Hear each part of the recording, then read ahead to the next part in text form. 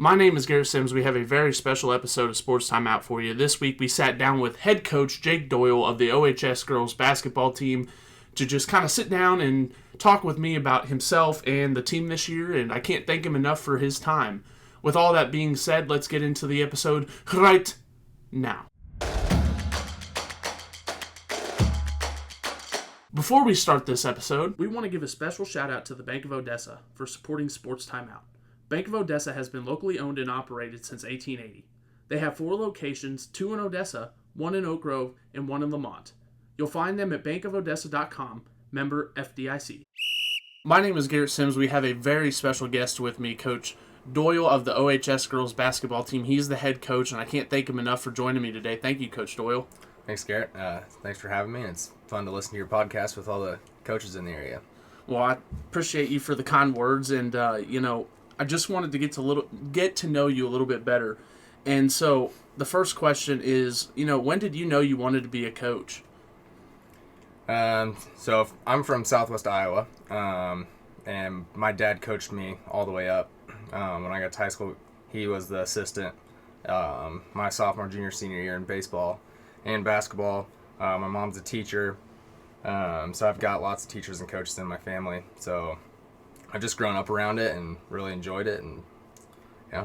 How would you say your passion for it has kind of developed over the time? After college, that's I think when it really hit me that I really wanted to do it. It was just a whole nother step, a whole nother level that I didn't experience at the high school level, and then doing it at the college level with the scouting and with all just way more in depth. I really just fell in love with the coaching side of it. And I kind of want to ask you a little bit, you're talking about college. What was that experience like that kind of opened you up to coaching a little bit more? College level was an eye-opener for me for sure. It was just small college, but the guys were still, just way bigger, faster, stronger. So I enjoyed it. I'd do it again in a heartbeat. Yes, sir. Yeah. Just kind of ask you, how many years now, for those that don't know, have you been at Odessa, and kind of how did taking this job kind of come to happen? This is my 4th year in Odessa. Before that, I was the head boys coach at Lexington. The PE job at the middle school opened up along with the middle school head basketball. We built our house south of Odessa. My wife and I knew our kids were going to go to Odessa. My wife's from Odessa. So when that opened up, it was a 40-minute drive to Lexington every day, and I knew my kids were going to go here. So it was just a family move, and I was excited to work in the community with where my kids were going to go. Was Lexington your first job then? I was at William Chrisman. I was the freshman coach there. I was there 3 years. And then I was at Lexington for 4. Okay. And as the head coach. And just to ask you, was there anything in those experiences that kind of helped you now being Odessa's coach? Like anything you can think of? Yeah, I coached under some really good coaches. And the baseball side of it, Coach Campa, incredible coach. I learned so much, just not about baseball, just about coaching in general and how to manage a team. Coach Cates at William Chrisman, he's basketball. He's a phenomenal coach. I learned a ton from him. Then getting to go to Lexington, a smaller school, and I got to get my feet wet. Coach Barkley, which he was an Odessa guy, he's the one that hired me. He was my assistant. So it also set me up for success having an assistant that had lots of coaching experience to help guide me those first couple years. And for many of those guys, is there like a piece of advice or support that they gave you that kind of still sticks with you? Coach Barkley is probably one of my biggest mentors in the coaching world. He's just always positive.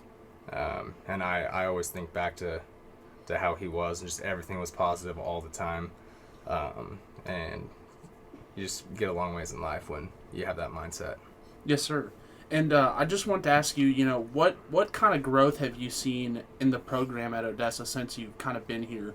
And where do you kind of want it to go as you coach moving forward? So my first year, I didn't get the job until it was like middle of October. So it was, I was ready for my middle school season to start, and it kind of just fell into my lap there. There were some girls that stopped playing from that year before, so we were down on numbers, but I was just really excited to get back to the high school level. It's just more intense. You got postseason, all of that type of stuff. So that first year, I thought it went pretty well. Honestly, we were 11-16 the year before. They had 5 wins.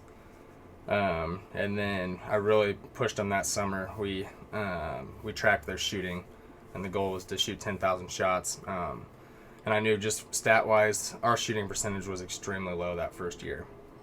I told them, like, if we're going to be good, we've got to get shots up, and our numbers have to go up. There was a really big jump from my first year to my second year just in the girls' shooting ability, and that's them shooting on their own, just putting their own time in. And what does it mean to you when you have these girls that are so willing and have the hunger to get better and improve? What does that mean to you? It means a lot. There's a few girls that really they'll send me messages. Hey, can you open the gym? We want to shoot. Can we get the gun out? Even after, like Charlie Adams, for instance, we do a shootout at Lee Summit West, and we're there all day long playing a tournament. We played 6 games, and we get back and she's like, hey, Coach Doyle, I'm only 500 shots from 10,000. She's like, can you open the gym up? Mm-hmm. I'm like, dang, Charlie, we were just in a gym all day long, but sure, let's do it. So go in there, and she shoots another for 45 minutes and shoots another 750 shots. So it was just cool to see little moments like that with players just wanting to get better. Yes, sir. And I just kind of wanted to ask you, I know you mentioned it earlier, so I'm going to backtrack a little bit, but you said you're from Iowa, and so I just wanted to ask you, what was high school like for you? And what did your athletic career kind of help you with in a sense of oh man, I want to coach, or I love athletics? So I'm from a small school, like Wellington size. Mm-hmm. So the community, everything was small. Everyone was close. I played 8-man football, and I was really fortunate to be on a good team. I had a really good class, but I played football, basketball, golf, track, and baseball. So baseball was in the summer in Iowa. So in the spring, I dueled and did track and golf at the same time, and then obviously baseball in the summer. So I was playing a different sport all year round, and I really think that helped a lot. As an athlete and in the coaching world, I was around a lot of different coaches, and it was always something new. And it wasn't just basketball my whole life. I did it all. What would you say then was your favorite out of them all? I mean, I guess it would be basketball, but I don't know. I'm taking a guess. So we were just talking to the girls. We're reading a book right now on mindset, and one of the things was, what would it mean to you to not take your jersey off at the end of the season? And I told them the hardest moment for me in my high school career was our last football game. Mm-hmm. I just didn't want to take my pads off. So I knew I wouldn't put pads on ever again. We had a great season, a good run, close game, but it just hurt taking the pads off that last time. Basketball is probably my favorite, but football, basketball, and baseball were my top 3. And being at a small school, it was the starting 5. We're the football team, or the basketball team, or the baseball team. So it was my buddies, all of us doing it together. So I had a good high school experience. Oh yeah, and the memories you build and stuff. And I think that's the fondest thing you look back on. And I mean, that sounds awesome because those smaller schools and stuff like that, it just means so much more. And so I kind of envy that a little bit. And I'll switch subjects a little bit, but I kind of want to ask you a little bit more your style as a coach. What lessons do you try to teach your players? Recently, I'm just pushing them to start. We're going to start this book. We started this last week, where I told them for the first 15 minutes, it's non-negotiable. We're going to read out of this book, and we're going to learn life lessons with sports and take that into the real world. Yeah. What's the name of the book? Maxed Out Mindset with Basketball. And so, how did it kind of come about? Who suggested it? Was it something you kind of came across, or how did that kind of come about? So my sister is the head volleyball coach at her high school in Iowa, and so she went to the Nebraska team camp and got to actually practice with the players, her team and the players. So it was a really cool experience for my sister. And Nebraska University, their volleyball team uses this book. So she took it and used it with her girls this year for the first year. So just over Christmas break, my sister was like, hey, you should try this with your girls. It's awesome. So I ordered it that night, and we're just starting it. We're only 2 chapters in as a team, so. Well, that's something I'm gonna have to check up on you on in future interview. So I just kind of want to ask you one more. What type of relationships do you try to build with your players, and what does it mean to you? It means a lot, though. I mean, coaching, obviously you want to win, but it's the relationships. For example, like with Lexington, I'm still really close with a bunch of those guys. I still talk to them, and it's them reaching back out to you, like at college. That means more than wins and losses when you have those connections with former players. To kind of get into the season a little bit, and I just want to start out. I know we're halfway through, but I just want to ask you, when you guys started the season, what were kind of the goals, and what did you have set for this team? The girls, we set goals together. They wanted, last year we were 16-11. They want to beat that. They threw the number out, 18. We did toughen our schedule a little bit, added Kearney and Raytown South. And then the ultimate goal is they want to win districts. And obviously Oak Grove's in our districts. Conference play starts this week. Win conference, win districts, but Oak Grove's in both of them, and Oak Grove's obviously really talented, so, and we know that. But what does it mean to you to get to play such a good team like that in your district and in your conference, because you get to see them you get to see them more than everybody else, and I think it's such a good building block for a team. Right. So I'll just go back to last year really fast to end our season playing Oak Grove. Obviously, Oak Grove Odessa is always a good game, no matter what it seems like, just the rivalry. It's a great game. We have the ball at the end, call a timeout. The girls execute an inbounds play. We tie it up with 5 seconds left, and Oak Grove downs the ball, and they beat us down the floor, make a layup at the buzzer, and we lose. So our team motto this year is, it's on the back of our sweatshirts, every second counts. I thought we played a really good game, but we scored, and we just didn't get back. So just 1 second, if we would have just got back, they don't get that layup, and obviously we can win the game. Yes, sir. And I just kind of want to ask you, who are your seniors this year, and how would you describe their leadership? How have they helped you this season? So it almost feels like this is their third year of being seniors, because they were all sophomores and started, then it's juniors, now they're seniors. We haven't had a heavy group of seniors. For the most part, we've had seniors, but not like this has been a heavy group. So they've been leaders on the court these last few years. Keely Bird, Kylie Thomas, Brooklyn Burks, and Brooke Miller. Keely, she's very vocal and she's a great leader on the court. I was a 4-year starter, very athletic. She's been great to have. She's always helping girls get in the right spots defensively. She's great. Brooklyn Burks, she's one of those players that, oh man, she's going to be hard to replace just as a human, like always doing the right thing, very positive. She was voted our captain, almost unanimous by the girls. Just one of those players that, as a coach, you love to have. Brooke Miller, she didn't play her sophomore year. She quit her freshman year. And then I couldn't get her out her sophomore year, but that was like last second. And then she came out her junior year, and now this year, second team all conference last year. Just extremely good shooter. You just never know with her. There's nights where she'll hit 5 in a row, and she's really athletic. Kylie Thomas, she wasn't gonna go out her sophomore year. I pulled her out of class, went to softball games, talking to her and her dad trying to get her to go out. She ends up going out. Incredible athlete. She's so fast, extremely smart. So this group of seniors, they're going to be hard to replace. It's all of them. It's been a fun group.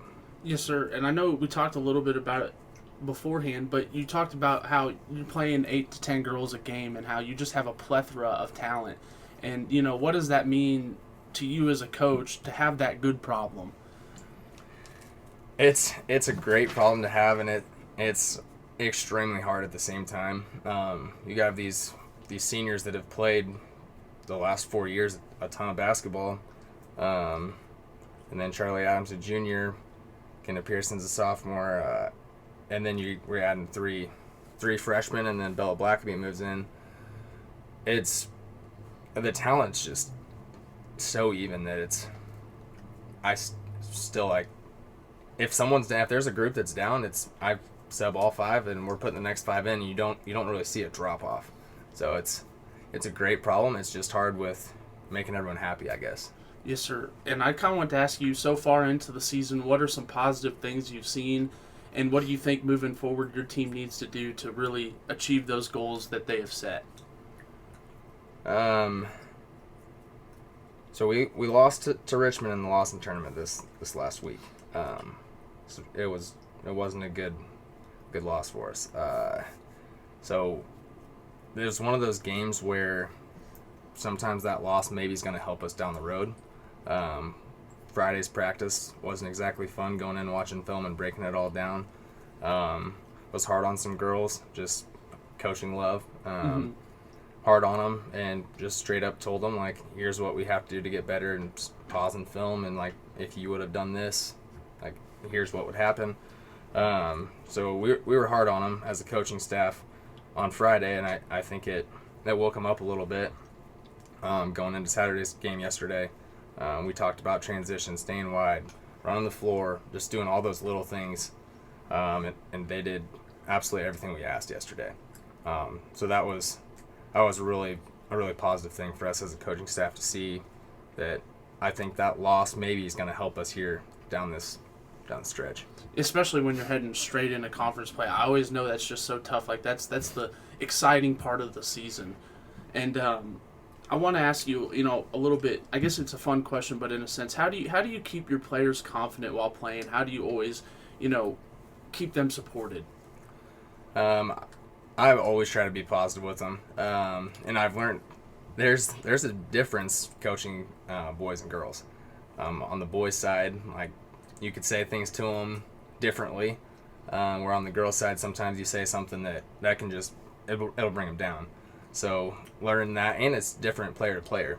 For instance, Charlie Adams, I'm a lot harder on her than some of the other girls. I think she can handle it. But yeah. Oh, and I another question I've been wanting to ask you is the offensive defensive players. I know there's a pink hard hat involved, and I just want to ask you, where did that come from, and what does it mean to the girls when they get that achievement?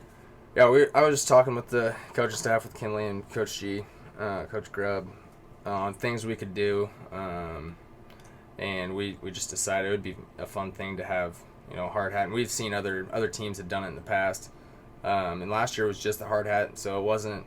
It didn't mean it was who scored the most. It was who worked the hardest. Mm-hmm. It's like, who was that dog in the game that maybe they did score the most, but who was that biggest impact player?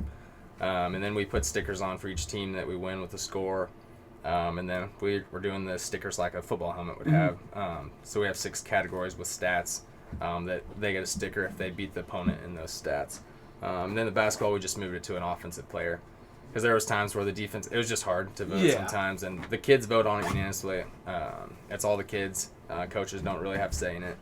So yeah.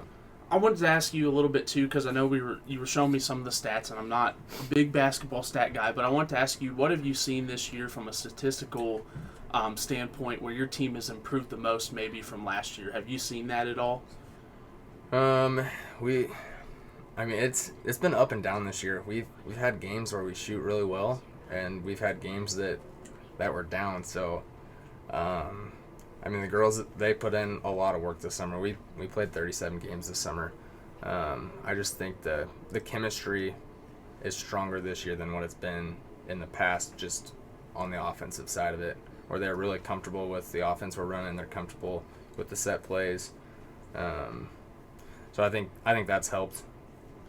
Yes, sir. And just kind of ask you, I know a lot of things coming down the pike for the season. I know districts, but what are you really, really looking forward to for this season to finish it out? We're looking forward to the Oak Grove game. Yes, sir. That's what we talk about all the time. We've played them early in the year. Oak Grove's good, and there's a reason we didn't shoot well, but there was shots that were open. We went 1 for 22 from the three-point line, shooting 4%. Lose by 12. We know we can shoot better than that. It doesn't matter who you play. If you shoot 4%, you're not going to win a basketball game. But credit to them, we also shot a lower percentage because they are good defensively. Yeah. So you're naturally going to shoot a lower, but we're not going to shoot 4% next time. I think it's going to be a closer game, but they're obviously very talented. But that's what we're excited for. Yes, sir, Coach Doyle. Well, that's all the questions I had for you. If there's anything else you'd like to say, I'll open it up to you, sir. I don't think so. Thanks for having me. Well, thank you so much, Coach Doyle. This has been our guest interview. Thank you guys so much for listening to this episode of Sports Timeout. Thank you so much to Coach Doyle for his time. It was great talking with him. Make sure you're picking up your copy of the Odessa to get all the other sports information we're not mentioning on the podcast, as well as local government issues and other news. I can't thank you guys enough again for listening. We'll have another episode for you next week, and we'll see you then.